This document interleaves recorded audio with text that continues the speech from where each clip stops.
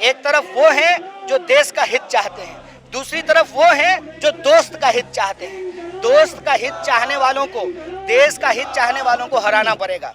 एक तरफ वो लोग हैं जो बचाना चाहते हैं, दूसरी तरफ वो लोग हैं जो बेचना चाहते हैं। तो ये जो बेचने वाले लोग हैं, जिन्होंने अपना ईमान ऑलरेडी बेच दिया है, उनको चुनाव में हराना पड़ेगा। कन्हैया, पहले तो आपसे सीधा सीधा यही सवाल है कि देश का जितना भी वर्ग है, लगभग मजदूर वर्ग हो, किसान वर्ग हो, सभी सड़कों पे है इस वक्त। लेकिन सरकार जिस तरीके से निजीकरण की ओर अपना ध्यान बढ़ा रही है, जब 1969 में जब सरकारों ने राष्ट्रीयकरण किया था बैंकों का, तो कुछ सोच के किया था कि जनता का विकास होगा, जन जन तक पहुंचेंगे। लेकिन जनधन योजना के तहत जब खाते खुलवाए मोदी जी ने, किस विचारधारा के तहत, जब उन्हें निजीकरण ही करना था?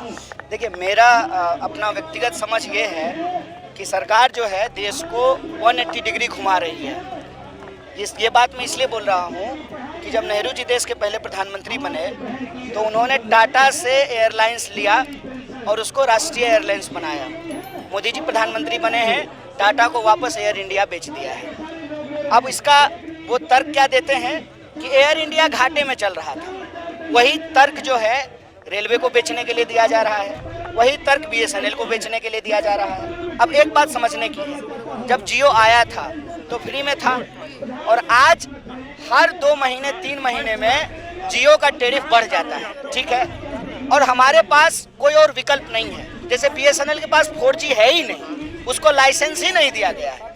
BSNL पहले सबको लाइसेंस देती थी, अब BSNL के पास ही 4G का लाइसेंस नहीं है। मतलब कि राष्ट्रीय संपत्तियां जो हैं, जो सरकारी संस्थान हैं, उसको बेच दिया जाए। जो ही उसको बेच देंगे तो जो निजी संस्थान है उसकी मोनोपोली स्थापित हो जाएगी। फिर जनता मजबूर है, आप हम तमाम लोग वही चीज़ इस्तेमाल करने के लिए मजबूर हैं। जब राष्ट्रीय बैंक नहीं बचेंगे तो स्वाभाविक रूप से निजी बैंकों की मनमानी होगी। निजीकरण को हम लोगों को इस रूप में समझना चाहिए कि निजीकरण अगर ज़रूरत है, जैसे शिक्षा के क्षेत्र में सरकारी स्कूल भी होते हैं, प्राइवेट स्कूल भी होते हैं, सरकारी बैंक भी होते हैं, प्राइवेट बैंक भी होते हैं, लेकिन ये सरकारी बैंक को पूरी तरह से बेचा क्यों जा रहा है? ताकि लोग प्राइवेट बैंक में जाने के लिए मजबूर हैं। जबकि इस देश की एक बहुत बड़ी आबादी है जो सरकारी चीज़ों पर निर्भर करती है, जैसे सरकारी रेलवे, सरकारी BSNL, सरकारी अस्पताल, एम्स। उनके सामने ये विकल्प ही ना रहे, उनको मजबूरी में प्राइवेट बैंक में ही जाना पड़े। अब आप प्राइवेट अस्पतालों की हालत जाकर के देख लीजिए, लाश नहीं दी जाती है घर वालों को। अगर वो गरीब हैं, अगर वो पेमेंट नहीं कर पा रहे हैं तो डेड बॉडी नहीं दी जाती है। जब तक वो अपना सारा संपत्ति बेच करके पेमेंट ना कर दें, डेड बॉडी उनको अपने परिजनों का नहीं दिया जाता है। तो ये जो मनमानी है, उस मनमानी के खिलाफ सरकार को खड़ा होना चाहिए, ऐसी हमारी उम्मीद है। क्योंकि आज अपने किसानों की देखिए, सबसे पहले तो कोई भी चीज़ का निजीकरण होगा तो बेरोजगारी बढ़ेगी, उसमें जो है रोजगार को कम किया जाएगा। आप जानते हैं कि प्राइवेट सेक्टर में सबसे ज़्यादा श्रम कानूनों का उल्लंघन होता है।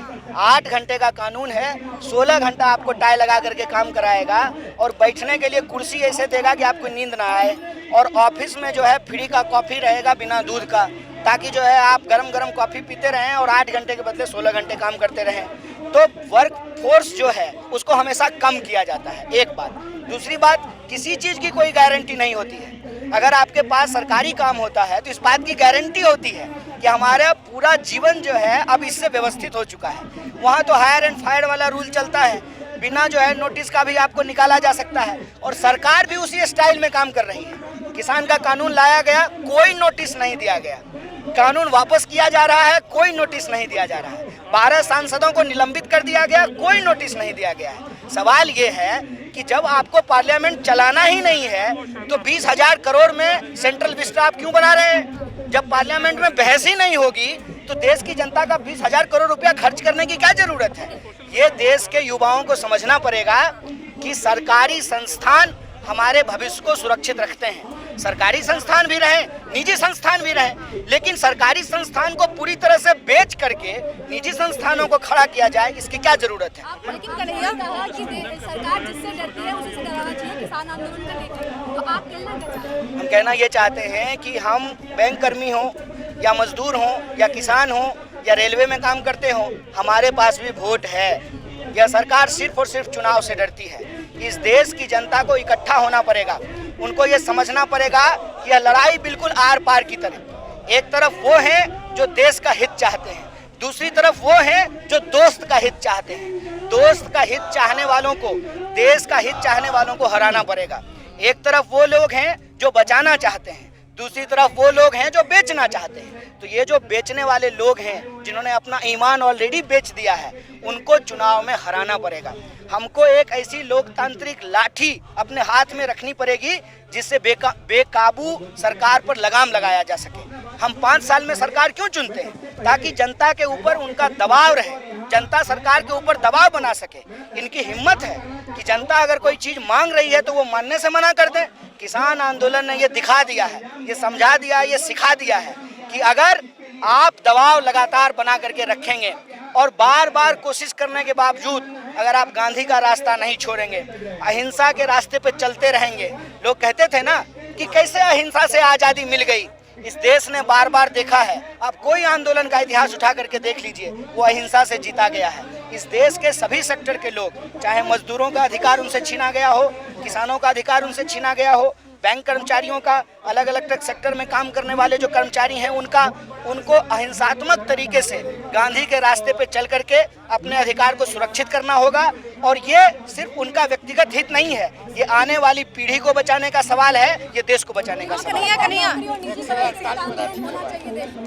नहीं, देखिए, निजीकरण इस देश में था और निजीकरण इस देश में रहेगा। सवाल वो नहीं है, सवाल ये है कि आप क्यों चाहते हैं कि एम्स ना रहे, आप क्यों चाहते हैं कि रेलवे ना रहे, आप क्यों चाहते हैं कि BSNL ना रहे। भाई BSNL था ना, जियो भी धन धनाधन हो, लेकिन जियो धन धनाधन हो और BSNL नहीं हो, इसका क्या उद्देश्य है? इसका उद्देश्य ये है कि मनमाने तरीके से लोगों से पैसा वसूल किया जाएगा। अगर BSNL 350 रुपया में आपको 3 महीने में यूज करने का अधिकार देता, तो जियो दबाव में आपको 275 रुपए में देता। आज BSNL है ही नहीं, तो आप 750 रुपया भर रहे हैं। ये समझने की जरूरत है। कन्हैया, जब प्लेटफॉर्म टिकट के 10 रेट बढ़ा के 10 रुपए से 50 रुपए किए गए थे, तो इसको निजीकरण का असर बताते हुए बड़ा प्रचार हुआ था। पर प्लेटफॉर्म टिकट की रेट जब घट गए हैं, तब इस पर कोई सवाल नहीं हो रहा। नहीं, घट कहाँ जाते हैं, इस भ्रम में क्यों है?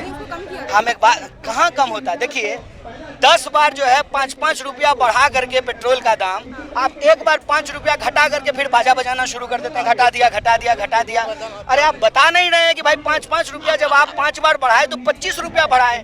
25 रुपया बढ़ाने के बाद जो आपने 5 रुपया कम किया, हम तब भी 20 रुपया ज्यादा दे रहे हैं ना। आप मुझे बताइए कि रसोई गैस की कीमत 365 रुपये थी, आज लगभग 1000 रुपया है, तो कहाँ से इन्होंने कम कर दिया है? ये एक प्रचार का तरीका है और मैं कहता हूँ कि ये सरकार पूरा का पूरा प्रचार पे चल रहा है। अब की बार प्रचार की सरकार।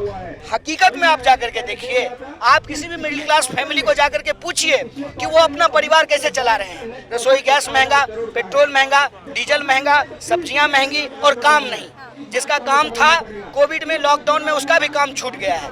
ये देश की जनता का मुद्दा है और इस मुद्दा को भटकाने के लिए वो जात और धर्म के झगड़े में लोगों को फंसाते हैं। अभी भी बीजेपी के नेता कहते हैं कि महंगाई, बेरोजगारी, ये मुद्दा अभी भी, इससे ऊपर भी अभी राष्ट्रीयता है, राष्ट्रवाद का मुद्दा है, मंदिर का मुद्दा है, धर्म का मुद्दा है। अभी भी वो ये बात कह रहे हैं। देखिए, वो तो यही कहेंगे ना, वो तो ये नहीं कहेंगे कि भाई बेरोजगारी बढ़ गई है। लोग अभी भी वोट करेंगे। देखिए, लोग क्या करेंगे उनके ऊपर है, ये हमारे हाथ में नहीं है। आप वोट की बात हमेशा करते हैं। हाँ, वोट की बात हमेशा कहते हैं, इसीलिए हम वोट की बात कर रहे हैं कि क्या वो अपने सवालों पे वोट करेंगे या वो बीजेपी के मुद्दा पे वोट करेंगे। और मैं समझता हूँ कि देश की जनता अपने मुद्दे पे वोट करेगी, बैंक कर्मचारी अपने मुद्दे पे वोट करेगा, किसान अपने मुद्दे पे वोट करेगा, मजदूर अपने मुद्दे पे वोट करेंगे, नौजवान अपने मुद्दे पे वोट करेंगे। कि भाई सालों तैयारी करते हैं, एग्जाम देने जाते हैं, प्रश्न पत्र लीक हो जाता है और परीक्षा में आज इतनी धांधली हो रही है। कोई ITI करके बैठा हुआ है, कोई इंजीनियरिंग करके बैठा हुआ है, कोई UPSC की तैयारी कर रहा है, नौकरी ही नहीं मिल रही है। और नौकरी मिल रही है तो जीवन में बाकी कुछ नहीं हो रहा है। तो ये जो स्थिति है, उसमें लोगों को अपने निजी जीवन में झांकना पड़ेगा। सरकार के नारे को नहीं देखना होगा, उनके निजी जीवन में क्या हुआ है। बोला अच्छे दिन आ गए, किसका अच्छा दिन आया है?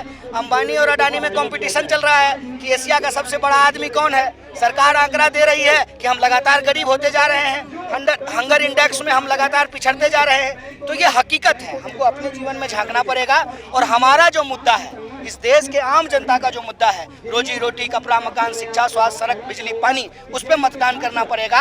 और सरकार को ये सिखाना पड़ेगा कि हमने आपको उम्मीद से वोट दिया था आपने हमारे उम्मीद पे वो को पूरा नहीं किया, इसलिए हम आपको कान पकड़ पकड़ के गद्दी से हटा रहे हैं। और ये सबक होगा दूसरी सरकारों के लिए कि आप जो वादा